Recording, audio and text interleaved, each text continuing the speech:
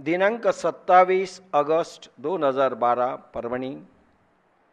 ज्ञानेश्वरीचा 12वा अध्याय, त्यामध्ये भक्तिविषयाचं निरूपण जवळपास 96 कॅसेट झालेले आहेत आणि त्या पुढील निरूपण आता होत आहे.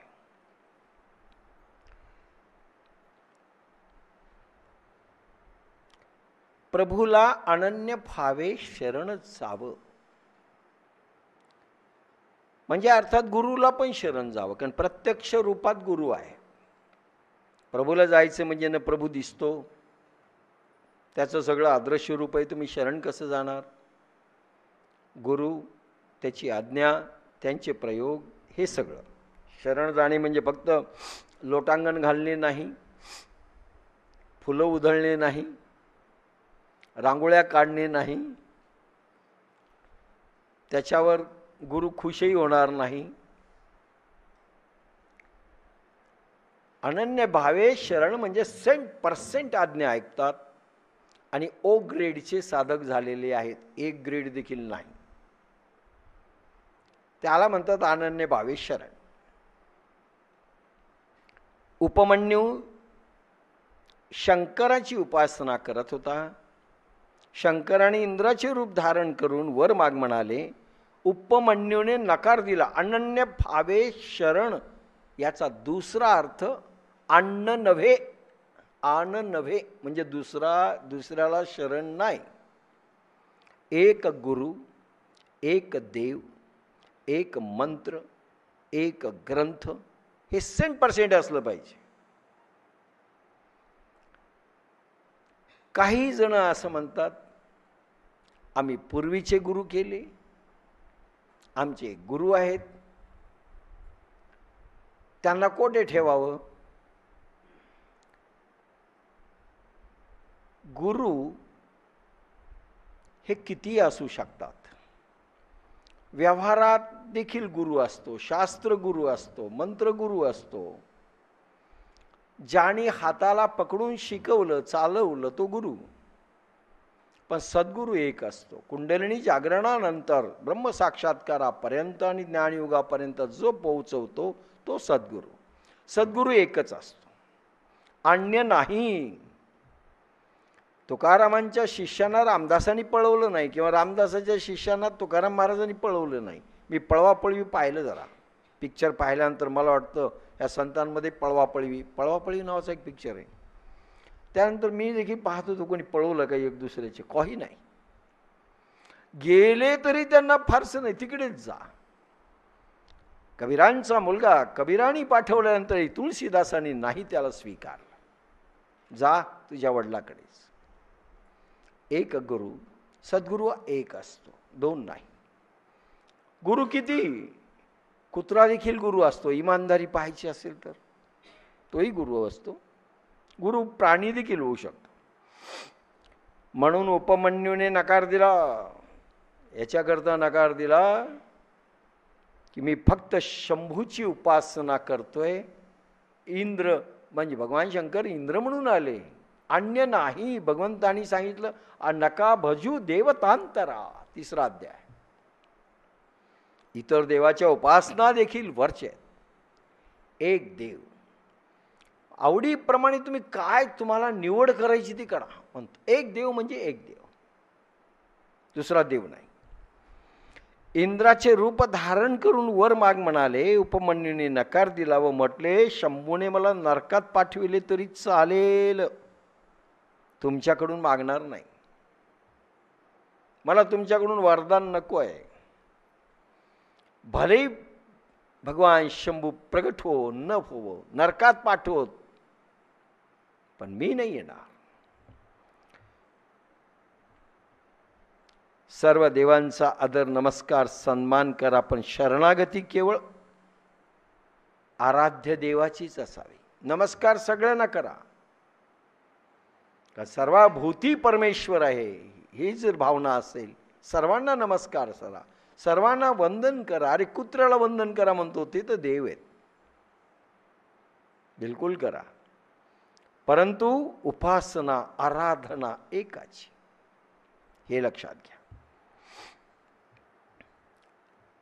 गौरांग महाप्रभू शिष्याचे पाय धरून रडत. अरे प्रेम भक्तीचा उत्तर हिंदुस्थानात 2 महापुरुष होऊन गेले, तसे 3-4 झाले. प्रेमा भक्ती काय असते चैतन्य महाप्रभू किंवा गौरांग महाप्रभूंनी शिकवलं. काय असते? मीरा, गौरांग महाप्रभू, सूरदास, ही मंडळी सगळी प्रेमाभक्तीतून आलेली. तुळशीदास, तुमचे गुजरातचे संत नरसिंह मेहता, ही सगळी मंडळी. पण हे क्लायमॅक्स, शिखर गौरांग महाप्रभू म्हणजे पाय धरून रडत की मला प्रेमदान करा, मला प्रेमदान करा, मला प्रेम द्या. ही प्रेमाचा भिकारी. म्हणून प्रभूलाही प्रेम मागा. गात जागा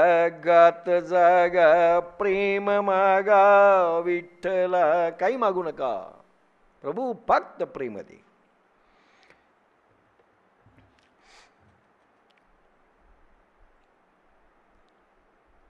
नंद गोपसुतम देवी पतिं मे कुरुते नमः. भागवत 10वा अध्याय 22वा स्कंद. गोपी म्हणतात, हे कात्यायनी देवी, श्याम सुंदर पती व्हावा हा वर द्यावा. कात्यायनी देवीची उपासना करतात गोपिका आणि वर मागतात की भगवान पती व्हावा. सीताने पार्वतीला वर मागितला. श्रीकृष्णाने गोपीला म्हटले, संकल्पो विदितः साध्यो भवतीना मद अर्चनम मय्यानुमोदितः सो सत्यो भवितुमर्हति. भागवत 10वा अध्याय. गोपींनो, तुम्ही माझ्यासाठी कात्यायनी व्रत केले, मला पोसले. भगवान गोपींना म्हणतात की तुम्ही कात्यायनी व्रत केले ना, त्या कात्यायनी व्रताचं फळ मला मिळालं. त्या व्रताद्वारे केवळ माझीच भक्ती केली हे मी जाणतो. तुम्ही केवळ माझी भक्ती केली.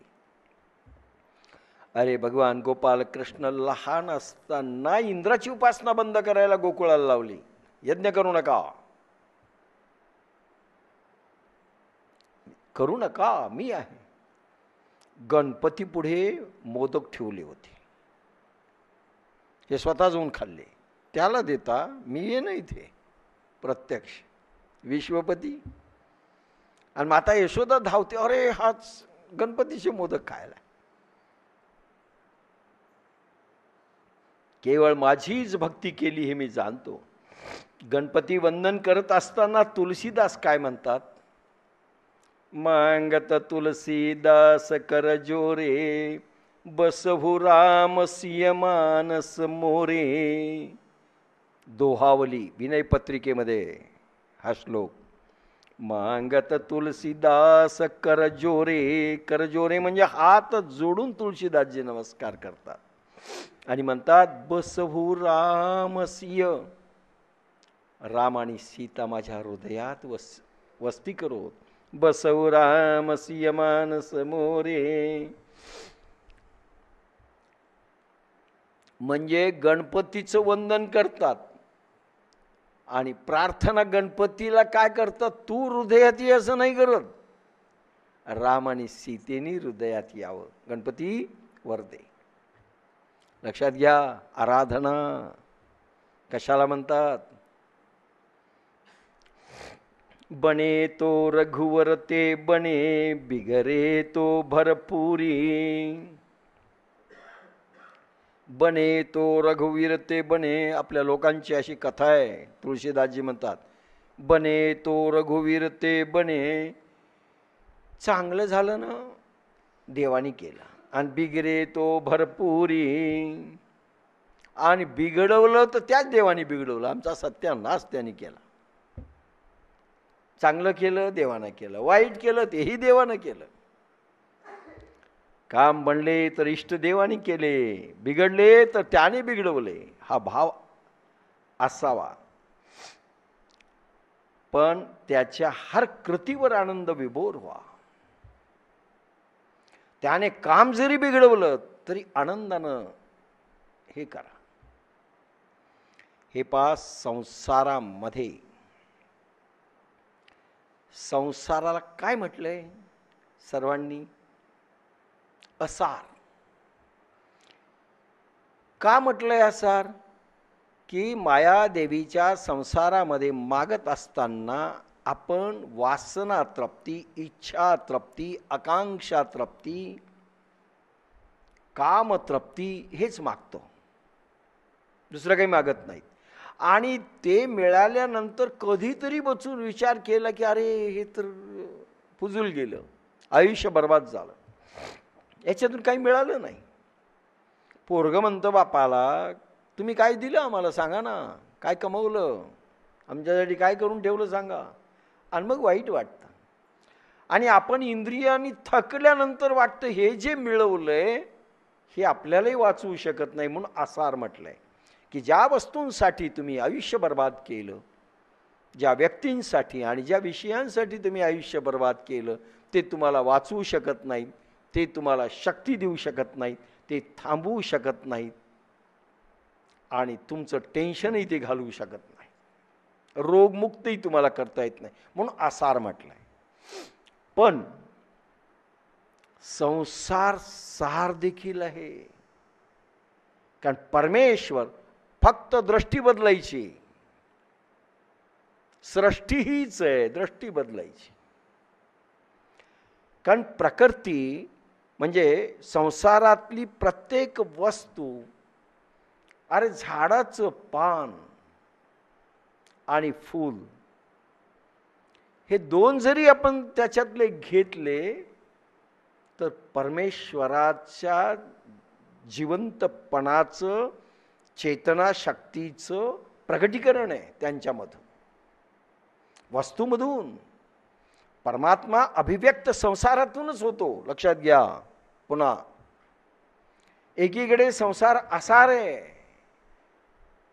त्याचा उपभोग घेत गेले आणि नंतर पाहिलं तर काही नाही, पण परमेश्वर प्रगटीकरण संसारातूनच होतो. कारण अभिव्यक्त संसाराच्या वस्तूमधून, विषयामधूनच प्रभू होतो, वेगळा होत नाही. आणि म्हणून जरी त्यांनी आता आसार संसार मग त्यांनी समजा नाही भोगू दिलं, काय हरकत आहे. गौतम बुद्ध एकदा जेतवन आहे, जेतवनामध्ये आले, थांबले. आजूबाजूच्या परिसरात रोज भिक्षा मागण्याकरिता, अन्न ग्रहण करण्याकरिता, भिक्षा मागण्याकरिता जात असत.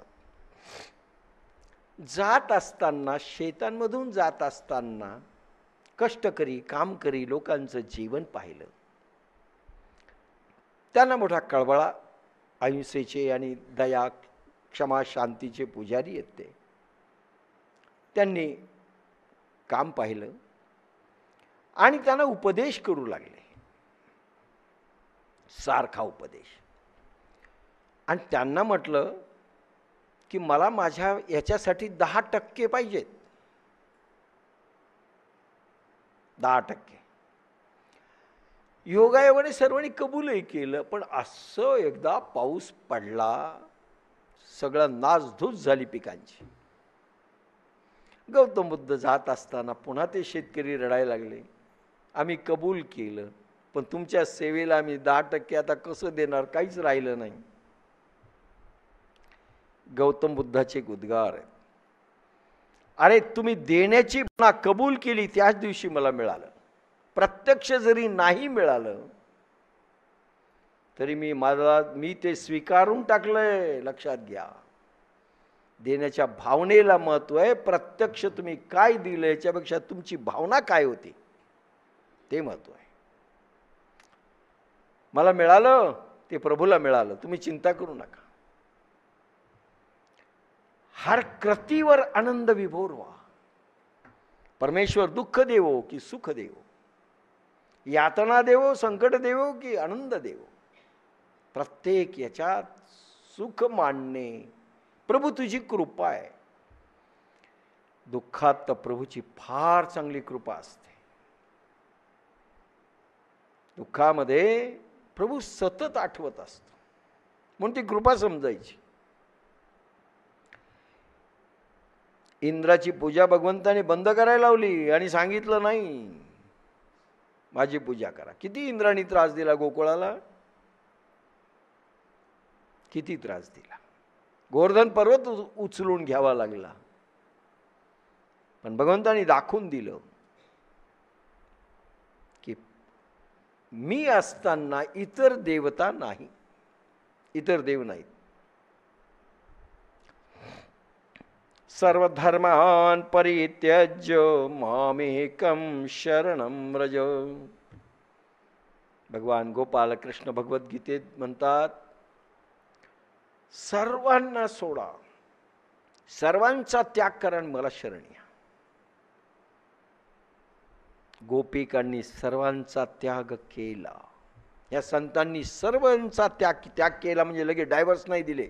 बायकोला डायव्हर्स, याला डायव्हर्स, सगळं सोडून पळाले असं नाही झालं. त्याग केला म्हणजे रममान झाले नाहीत, आसक्त न झाले नाहीत. आणि केवळ भगवंत, केवळ भगवंत भक्ती सांगतोय, प्रेम सांगतोय. आज गेली 96 तास झाला आपण बोलतोय, 97वा तास उजाडलेला आहे. लक्षात घ्या. भक्तीवर,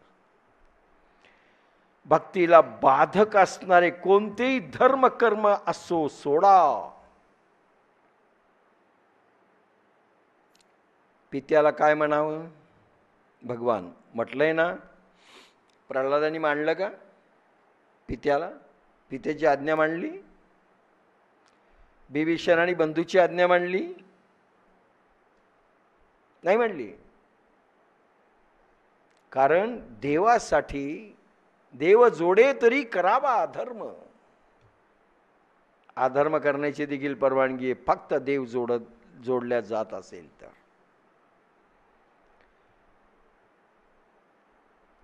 बाधा जर येत असेल प्रेम आणि भक्तीच्या विकासाला, सोडा. मिरिणी मेवाड सोडलं, राजराणी मीरा सगळं वैभव सोडलं भगवंतासाठी.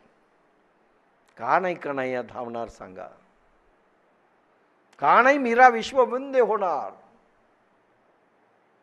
सगळं सोडलं प्रभूसाठी. आणि प्रभूंनी सोडायला लावलं की तू किती सोडतेस माझ्यासाठी. आपलं तसं नाही. सोडू का, सोडू का? जी गोष्ट नको ती सोडून द्यायची. हे पहा, ही साडी फाटलेली आहे, भगवंता तुला अर्पण. आपलं सोडणं सगळं असंच आहे. नको ती गोष्ट सोडून द्यायची. व मला शरण या असे प्रभू म्हणतात. कोणताही धर्म कर्म असो, काही असो, सोडून द्या. भगवान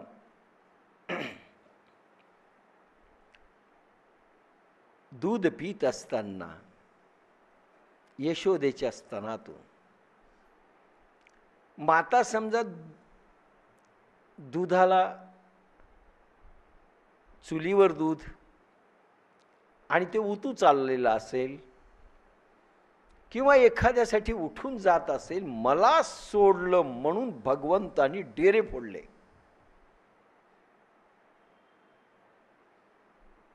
मला सोडून चाललीस आणि हेच तुला श्रेष्ठ वाटायला करून.